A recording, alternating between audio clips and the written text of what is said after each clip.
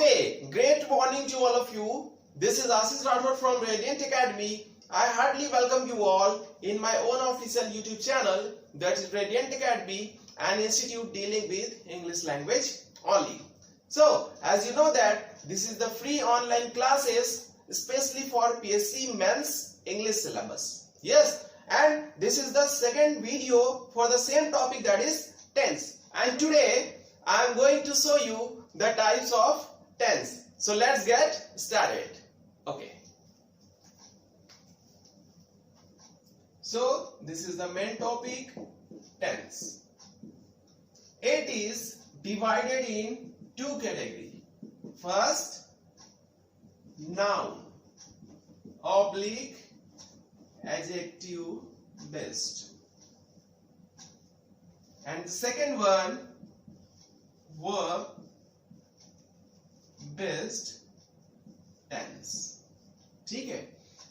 So जितने भी coaching classes में आपने पढ़ी होगी या बुक्स में देखी होगी, इस तरह का फिगर तो नहीं दिखा होगा आपको उस पेज में या उस क्लासरूम में या उस बोर्ड पे, है ना. लेकिन ये क्या चीज है, ये बहुत इंपॉर्टेंट है, क्योंकि टेंस को दो कैटेगरी में डिवाइड करते हैं हम. First noun oblique adjective and second one verb based tense. देखिए, noun oblique adjective based tense की बात मैं करूं तो इसमें कोई भी काम नहीं होता, किसी के बारे में बताया जाता है. कोई कुछ है, या कोई कुछ था, या कोई कुछ होगा, या बनेगा. एक बार बनेगा के सेंस में हम देख सकते हैं कि इसमें थोड़ा सा वर्ब का फ्लेवर या इन्वॉल्वमेंट हो रहा है, बट और भी कुछ सेंटेंसेस में जस्टिफाई करने के लिए दे रहा हूं. देखिए, कोई कुछ है, someone is something, someone is something. देखिए, someone is something. अब यहां पर noun oblique adjective based tense मैं लिख नहीं रहा हूं, बोल के आपको बता रहा हूं. जैसे मैं बोलूं कि मैं एक टीचर हूं, ठीक है, मैं एक टीचर हूं, तो क्या मैं करने का कुछ सेंस तो दिख नहीं रहा है आपको, बस ये पता चल रहा है कि मैं कुछ हूं. तो मैं क्या हूं, आई एम अ टीचर. तो इसमें ये जो मैंने लिखा है कोई कुछ है, this one is the present tense, ठीक है. And next past tense, and next future tense. Yes, so present tense कोई कुछ है को ध्यान देंगे. पास्ट टेंस कोई कुछ था को ध्यान देंगे. फ्यूचर टेंस कोई कुछ होगा, गा या बनेगा को ध्यान दीजिएगा. इसमें कोई भी काम नहीं होगा. जैसे मैंने एक एग्जांपल बताया कि आई एम अ टीचर, तो प्रेजेंट के जितने भी सेंटेंसेस बनेंगे, जैसे हूं, हो, ठीक है, और भी हो सकते हैं जिसके लास्ट में हा आया, मतलब आप समझ जाइए कि वो क्या है, प्रेजेंट टेंस. अब देखिए, यहां पर प्रेजेंट टेंस का हेल्पिंग वर्ब भी हमको लगाना जरूरी है. Am, is, are. अभी मैं हेल्पिंग वर्ब को एक साथ लिख दूं, जस्ट इसके बाद मैं आपको क्या करूंगा, एक्सप्लेन करूंगा. Will be and then shall be. Okay, तो यहां पर देखिए, जैसे ही हम प्रेजेंट की बात करें, एम, इज, आर आ गया, लेकिन वर्ब बेस्ड टेंस में कुछ दूसरा होगा. बहुत ध्यान से देखिएगा. सो एक सेंटेंस में लूं, I am a teacher, I am a teacher. Is की बात करें, he is a teacher. Are की बात करें, दे आर टीचर्स. तो ध्यान देने वाली बात यह है कि यहां पर मैंने अ टीचर किया, लेकिन यहां पर क्या है, एस. सो टीचर्स है. ओके, आप देखिए, एक चीज बहुत इंपॉर्टेंट है, यहां पर ये जो टीचर आपने देख रहे हैं, ये क्या है, हमारा नाउन है. ये क्या है, सारे हमारे नाउन. तो नाउन तो क्लियर हो गया कि noun oblique adjective based tense है ये, ठीक है। तो नाउन तो हमने पढ़ लिया। एडजेक्टिव क्या है? एडजेक्टिव वो है, मैंने आपको पार्ट्स ऑफ स्पीच की क्लास में बताया था। अगर आपने नहीं देखा है तो इस चैनल को सब्सक्राइब करेंगे तो ऑटोमेटिकली आपको वो वीडियो की लिस्टिंग दिख जाएगी। So adjective is a word which shows the quality of noun or pronoun। तो यहाँ पर नाउन क्या है? टीचर। अब टीचर की क्वालिटी बता दीजिए। टीचर की क्वालिटी क्या है? कि वो बहुत एजुकेटेड है, मान लीजिए। So I am an educated teacher. Okay, यहां पर he is an educated teacher भी कर सकते हैं। तो यहां पर टीचर की क्वालिटी कौन बता रहा है? एजुकेटेड। तो एजुकेटेड हमारे लिए क्या हो गया? एडजेक्टिव। नेक्स्ट अगर दूसरा एग्जांपल देखें, वह एक सैनिक था। ही वॉज, क्यों था बोल रहा हूं मैं, था। देखिए लास्ट में जहां था या वॉज और वर आपको यूज करना है। तो वह एक सैनिक था। He was a soldier. He was a soldier. Spelling देखिए, SOLDIER, ये है सोल्जर की स्पेलिंग। तो वह एक सोल्जर था, सैनिक था। अगर मैं बोलूं कि वह एक बहादुर सैनिक था, तो he was a brave soldier. He was a brave. तो ब्रेव वर्ड किसकी क्वालिटी को बता रहा है?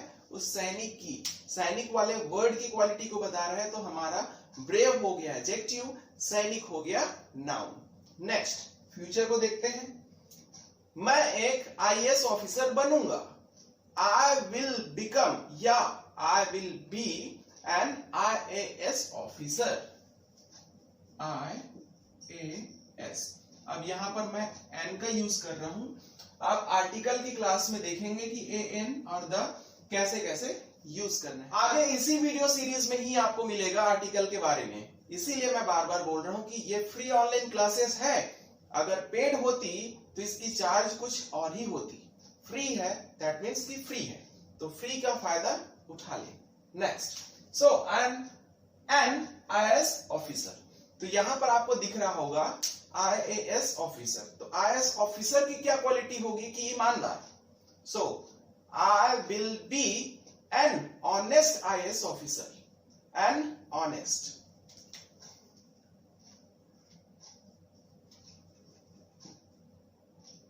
ये एन ऑनेस्ट IAS ऑफिसर,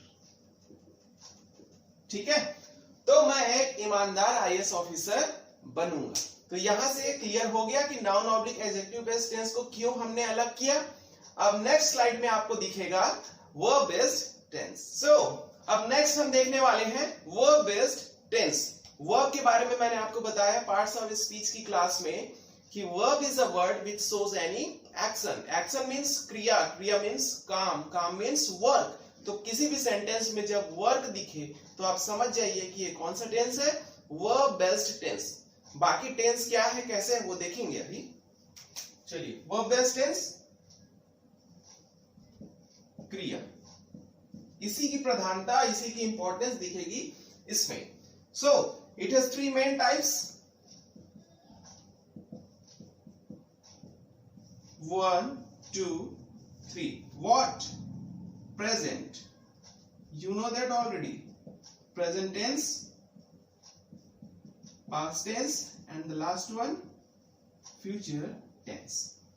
ये तो हो गए हमारे मेन टाइप्स। अब हम देखते हैं इसके सब टाइप्स। सब types. First, indefinite. Indefinite, it is also known as simple. Next one, continuous.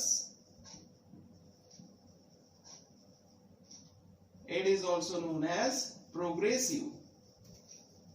Progressive, also known as imperfect. तीनों नाम से इसको जानते हैं। कॉन्टिन्यूअस बोलिए या प्रोग्रेसिव बोलिए या इम्परफेक्ट बोले। थर्ड वन, परफेक्ट, कंप्लीटेड, कोई भी काम हो चुका है, डिटेल में बताएंगे अभी। Perfect continuous. ये अब देखिए यहां पर main type present tense, past tense, future tense. सब टाइप इंडेफिनिट या सिंपल। इंडेफिनिट या सिंपल जो डेली बेसिस पे जो आपकी काम होती है, डेली रूटीन हो सकता है, आपकी हैबिट्स हो सकती है, परमानेंट सिचुएशन हो सकता है। नेक्स्ट कॉन्टिन्यूअस या प्रोग्रेसिव या imperfect. Any work that is continuously going on and on and on. अभी जो चल रही है प्रेजेंट मोमेंट में और चल ही रही है, ठीक है, that is considered as continuous. Next perfect. Perfect means कोई भी काम जो कि पूरा हो चुका है पहले ही, ठीक है। Next perfect continuous, any work that has been started already and this is going on at this point of time. Yes, कोई भी काम जो पहले ही शुरू हो चुका है और अभी भी चल रहा है, खत्म नहीं हुआ है, that's why it is perfect continuous. अब अगर हम देखें प्रेजेंट के चारों, पास्ट के चारों एंड फ्यूचर के चारों फॉर्म, तो पूरे कितने हो गए? 12 डायमेंशंस। 12 डायमेंशंस ध्यान से सुनिएगा, क्योंकि इसके जस्ट नेक्स्ट वाली स्लाइड में आपको क्या दिखेंगी? पूरा एक टेंस चार्ट, जो कि टाइटल मैंने डाल के रखा हुआ है, पूरा एक टेंस चार्ट दिखेगा, जिसके थ्रू आपको समझ में आ जाएगा कि कहां पे कैसे कैसे मेन वर्ब, हेल्पिंग वर्ब लगाने हैं। देखिए नेक्स्ट स्लाइड पर। So you can see here this one present, this one past, this one future. Dimensions indefinite, continuous, perfect, perfect continuous. So present indefinite. So this column refers to present indefinite. This column refers to past indefinite, and this one future indefinite. Present continuous. So present continuous, past continuous, future continuous. Present perfect. Present perfect, past perfect, future perfect. Last one. Present perfect continuous. So present perfect continuous, past perfect continuous, future perfect continuous. तो ये हो गए हमारे पूरे structure. अब इसकी हम analysis करेंगे, डिटेल देखेंगे। देखिए प्रेजेंट इंडेफिनिट, हम जानते हैं प्रेजेंट इंडेफिनिट को प्रेजेंट सिंपल या सिंपल प्रेजेंट भी बोलते हैं। So first subject plus V1 oblique V5 plus object. अगर वही हम पास्ट इंडेफिनिट की बात करें, so subject plus V2 plus object. आपको पता है कल मैंने लिखाया था V2 that is past form, तो देखिए यहां पर V2 यूज हुआ है, सिर्फ यहीं पर यूज हुआ है, बाकी कहीं पर भी उसका यूज नहीं दिखेगा। Next future indefinite, subject plus will oblique shell plus V1 plus object.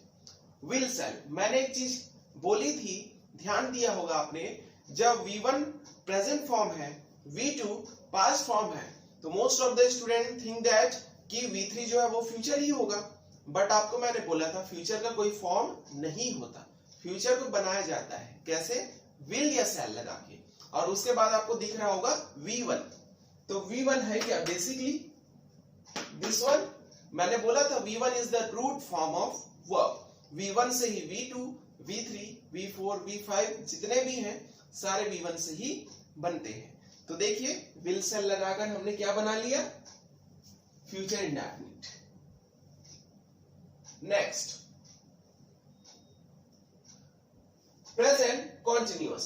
अब प्रेजेंट कॉन्टिन्यूअस ध्यान दीजिएगा, जितने भी यहां पर एक कोड वर्ड भी लगा सकते हैं, V1, V2, V1। सो 1 2 1 1 2 1। अब देखिए 1 to 1 क्या? 1 this one, 2 this one and V1 this one। Next continuous की जहां हम बात करें तो वहां हर जगह आपको V4 ही दिखेगा। सो इसका क्या हो गया? V4 okay. नेक्स्ट परफेक्ट की जब हम बात करते हैं, हर जगह आपको वहां पर V3 ही दिखेगा। ये V3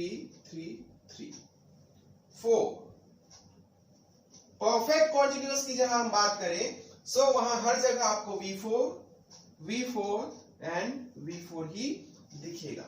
सो V4 4 4। यस, तो ये हमारा हो गया एक कोड वर्ड। अगर हम याद करने के सेंस में देखें तो यहां पर आपको वर्ब के फॉर्म्स में कोई दिक्कत नहीं होगी, क्योंकि मोस्टली दो तरीके से दिक्कत आती है। पहला हेल्पिंग वर्ब और दूसरा मेन वर्ब का कौन सा फॉर्म लगना है। यहां पर आप देख सकते हैं इस टेबल में 1 to 1 प्रेजेंट इंडेफिनिट में फर्स्ट फॉर्म, सेकेंड में पास्ट फॉर्म एंड थर्ड में future that is first form ही लगेगा। कॉन्टिन्यूअस चाहे प्रेजेंट का हो, चाहे पास्ट का हो या फ्यूचर का हो, V4 ही लगना है, ध्यान देंगे। परफेक्ट, यहां पर देखिए, जहां पे कल भी मैंने बताया था हैज, हैव, हैड, ये सब लग जाए तो समझ जाइए वो कौन सा फॉर्म है, V3 फॉर्म है। तो देखिए यहां V3 V3 V3 means perfect में आपका हर जगह क्या दिखेगा, third form of the verb. Next perfect continuous, यहां पर भी कॉन्टिन्यूअस आ रहा है, बस जो रूल यहां पे था वही रूल यहां पर भी है, 4 4 4 that is V4 V4 and V4। तो यहां से आप मेन वर्ब की जो फॉर्म्स हैं उसको आप इस तरीके से याद कर सकते हैं। हेल्पिंग वर्ब की तरफ आगे बढ़ते हैं। प्रेजेंट कॉन्टिन्यूअस एक ऐसा टेंस है जिसको बच्चा बच्चा भी जानता है, दैट इज कि आप कुछ भी बोलिए उसको, मैं पानी पीता हूं, आई एम ड्रिंकिंग वाटर, वह रायपुर जाएगा, he is going to Raipur. मतलब हर सेंटेंस को जो है वो प्रेजेंट कॉन्टिन्यूअस में ही वो कन्वर्ट कर देता है। ठीक है, हो सकता है आपके साथ भी ऐसी हुआ हो या हो रहा हो। ध्यान से देखिए, प्रेजेंट कॉन्टिन्यूअस के मेन हेल्पिंग वर्ब जो है वो है am is are, am is are. बस, तो प्रेजेंट में कहीं आपको एम इज आर दिखेंगे और पास्ट में क्या दिखेंगे, was were, was were. And then मैंने पहले भी बता चुका है कि फ्यूचर बनाना है मतलब विल सेल लगना ही लगना है। देखिए विल सेल और एक्स्ट्रा क्या लगा है, बी, तो कॉन्टिन्यूअस में इसके विल सेल के साथ में आपको बी लगाना है। Next subject plus has oblique have, ये हो गया हमारा helping verb. Next had and the will shall तो होगा ही होगा, साथ में लग जाएगा हैव, तो ये हो गया हैज हैव। नेक्स्ट में हैड और देन फ्यूचर परफेक्ट में विल सेल और हैव लगना है। तो ये हो गई परफेक्ट की बात। चलते हैं आगे। देखिए परफेक्ट बोला है तो परफेक्ट का हेल्पिंग वर्ब आपको यहां दिखेगा,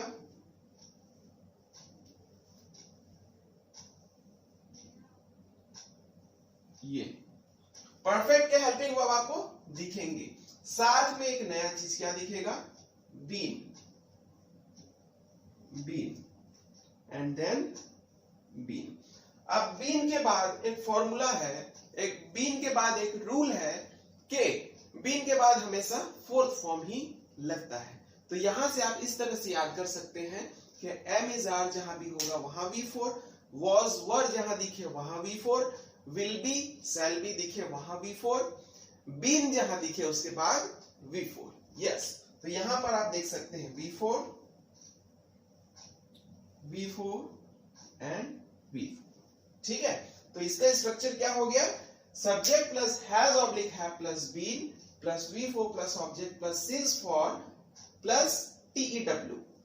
आगे बढ़ेंगे, subject plus had plus been plus V4 plus object plus since for plus TEW, subject plus will oblique shall plus have plus been plus V4 plus object plus since for TEW। अब SF जो मैं बोल रहा हूं since for करके, शायद कई लोगों को समझ ना आए, इसलिए मैंने डिटेल लिखा हुआ है। देखिए S for since, F for and TEW। TEW क्या है, टाइम एक्सप्रेसिंग वर्ड्स, ऐसे वर्ड्स जो टाइम को डिनोट करते हैं, क्योंकि परफेक्ट कॉन्टिन्यूअस एक ऐसा टेंस है जिसमें 99% आपको टाइम दिया ही जाएगा। कैसे कि वह सुबह से पानी पी रहा है, so he has been drinking water since morning.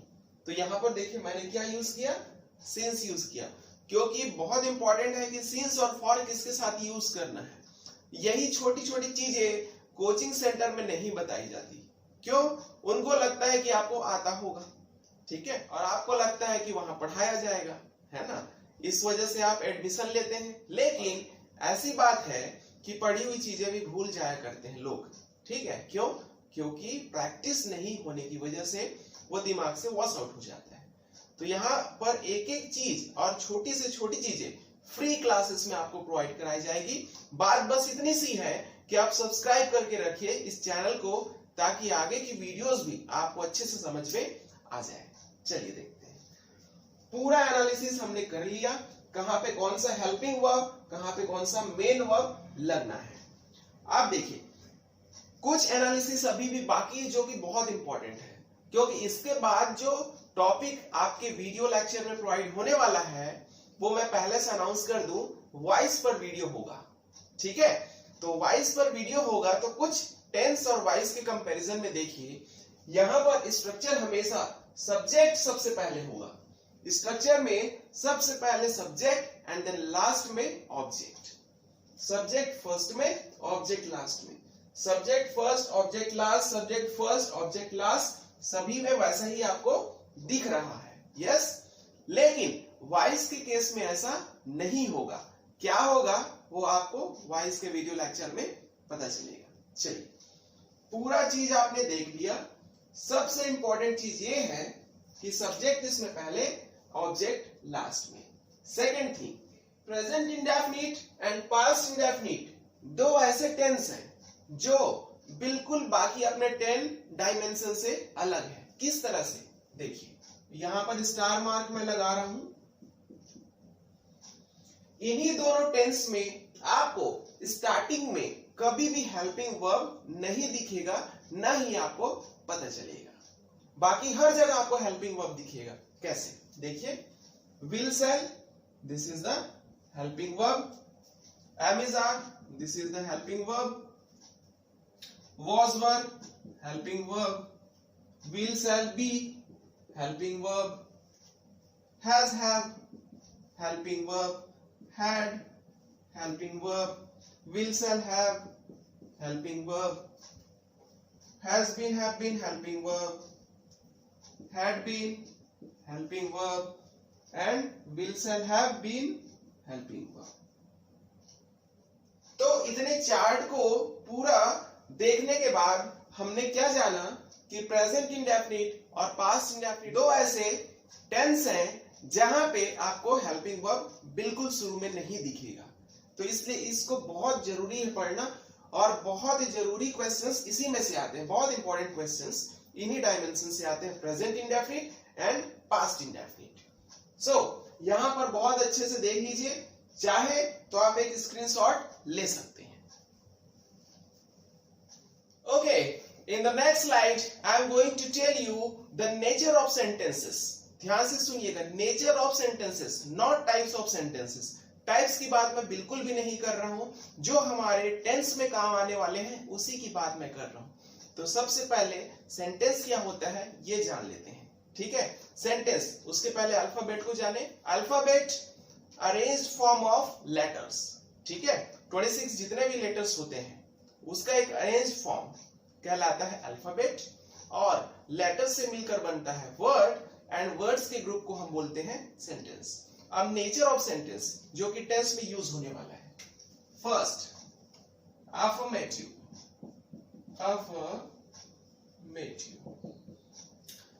Next, negative. Third one, interrogative. बहुत सारे लोग इसको क्या कहते हैं? Interrogative. Interrogative, it is not interrogative, it's an interrogative. Okay, and the last one, interronegative. Interronegative. In short, AFF, NEG, INT and I+N। ये है हमारे नेचर ऑफ सेंटेंसेस, जो कि आगे आपके टेंस में ही काम आने वाले हैं, क्योंकि क्वेश्चंस जो होते हैं ऐसे ही पूछे जाएंगे आपको। कैसे पूछे जाएंगे कुछ एग्जांपल्स में मैं बताऊंगा, आगे बने रहिए। क्या है ये? अफर्मेटिव। अफर्मेटिव दैट इज कि ही गोज टू स्कूल। ठीक है, ही गोज टू स्कूल। इसमें क्या है, एक सिंपल सा सेंटेंस दिया कि वह स्कूल जाता है। Next, negative. अब जब नेगेटिव की बात करते हैं तो टेंस चार्ट को याद करिए। टेंस चार्ट में मैंने आपको बताया था कि टेंस में प्रेजेंट और पास्ट इंडेफिनिट दो ऐसे टेंस हैं जिसमें हेल्पिंग वर्ब आपको शुरू से नहीं दिखता। मतलब वो कब आता है? नेगेटिव से दिखना स्टार्ट होता है। यहां पर कोई भी हेल्पिंग वर्ब नहीं है। अगर हम देखें, so this is the subject and this one is main verb and object. तो कहीं पर भी आपको हेल्पिंग वर्ब नहीं दिखेगा। तो अब हेल्पिंग वर्ब नहीं दिखेगा मतलब आपको याद करना होगा कि प्रेजेंट इंडेफिनिट में do does and past indefinite में डिड का यूज होता है। तो अब देखें, यहां पर नेगेटिव बनाना है हमको। He doesn't go to school. ये हो गए हमारे नेगेटिव। अब नेगेटिव बनाने का फॉर्मूला है कि हेल्पिंग वर्ब के साथ में आपको नॉट का यूज करना है, किसी भी टेंस का क्वेश्चन हो। ठीक है।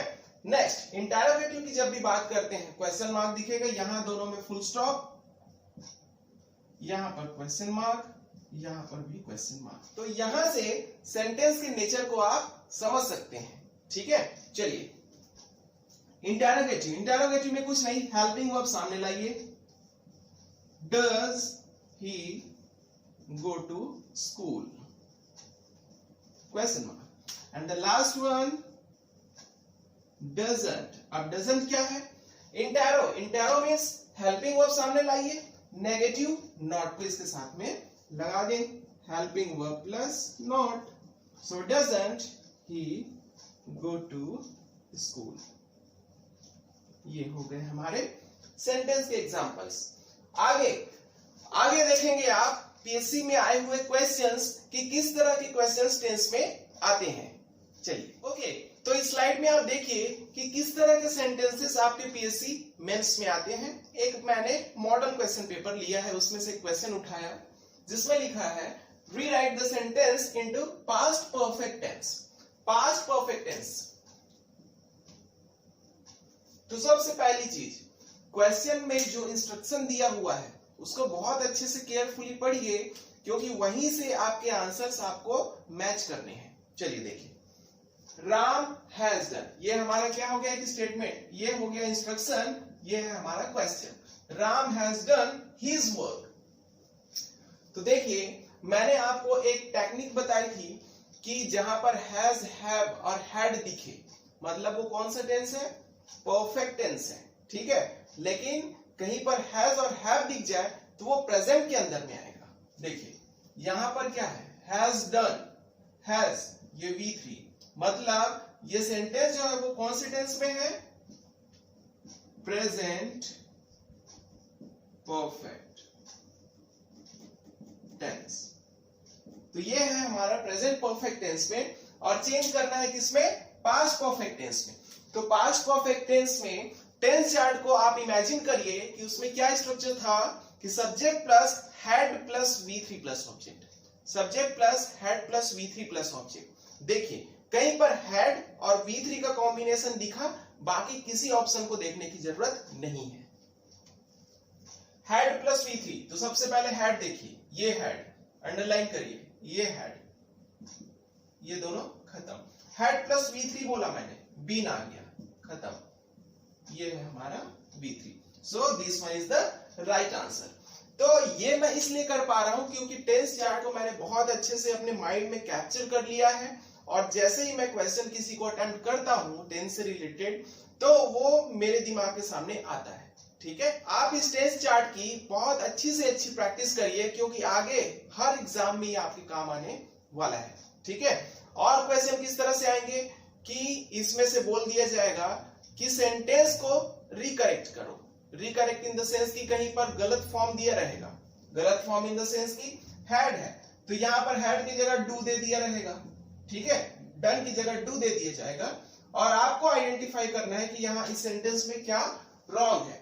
तो इस तरीके के सेंटेंस जो है टेंस से रिलेटेड, आपके पीएससी मेंस हो चाहे फॉरेस्ट रेंजर का एग्जाम हो, ऐसे ही क्वेश्चन आते हैं, बहुत सिंपल सिंपल क्वेश्चन आते हैं, फिल इन द ब्लैंक्स आएंगे टेंस से रिलेटेड, वॉइस से रिलेटेड।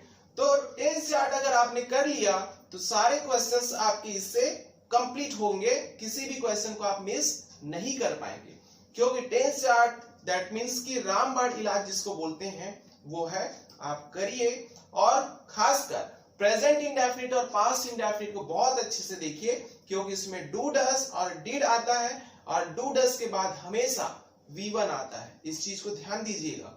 तो पूरे टेंस को पढ़िए और टेंस चार्ट को याद कर लीजिए। Okay, so till then take care, thank you, have a nice day.